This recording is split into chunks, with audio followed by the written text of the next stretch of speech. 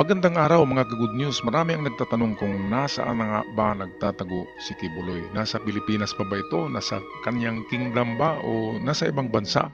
Pero sa ulat na ito ay kinakanta na siya ng kanyang kaibigan na si Digong.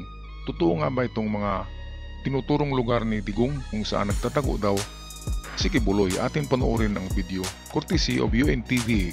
Where in the world is Pastor Apollo Kibuloy? Nandyan lang yan sa Tamayong.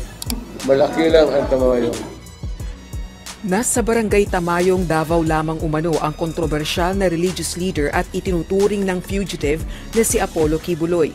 Ayon kay dating Pangulong Rodrigo Duterte, kailangan lang isa-isahin ng mga otoridad ang mga istruktura sa lugar para matagpuan ito. Ang Tamayong malaki yan, sa loob maraming bahay.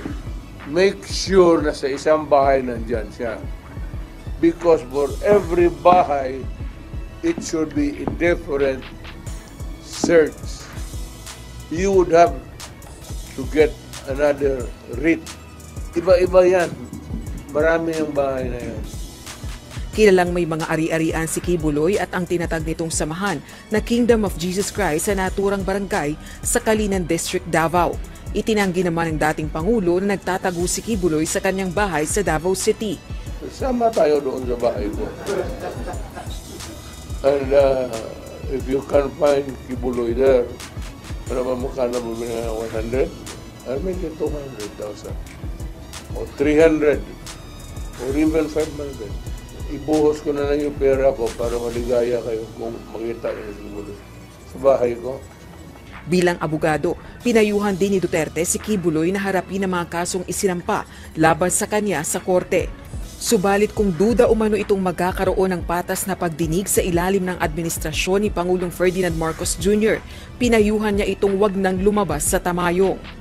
As a lawyer, I would say that you can go to court and fix your case and post a bail ban.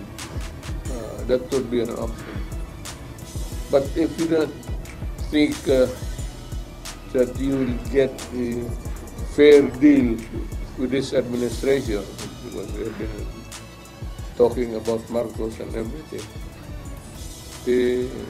huwag kang lumabas dyan sa Tamayong.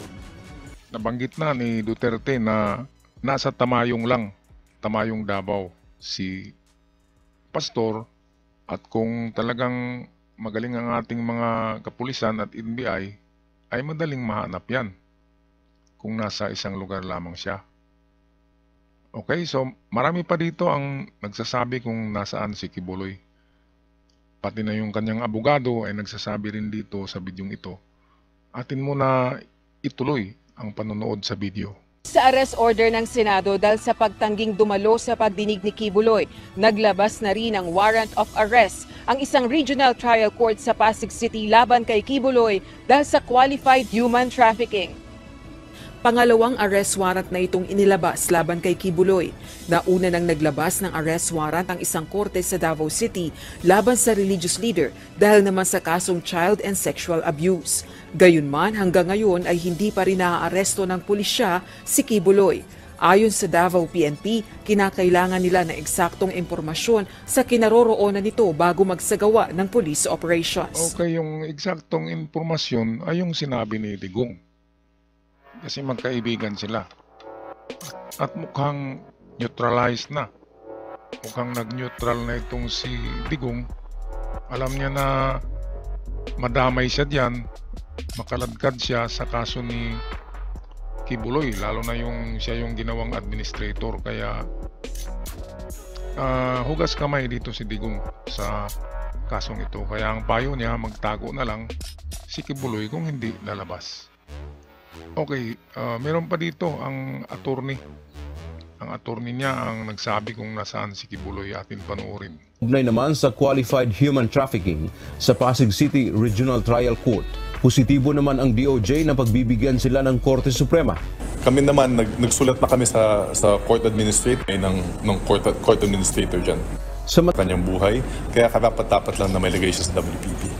Attorney, kamusta na kliyente nyo? Where in the world is Pastor Apollo Kibuloy? Well, the last time I saw him, he was at the prayer mountain. He was in a state of contemplation and meditation. This was how many days or weeks ago, Attorney? Oh, well, I think that was before I left for Singapore on the 22nd. Aba, nag-contemplation pa rin pala si Kibuloy kahit na nagtatago na. Ang sabi ng attorney ay nasa kanyang kingdom. Ngayon, sabi naman ni Digong ay nasa Tamayong. Alin nga ba sa dalawa ang totoo? Sa palagay ko ay mas malapit sa totoo ang sinabi ni Digong. Okay, maraming salamat mga ka-good news. Hanggang sa muli, ako'y magpaalam na ingat kayong lahat.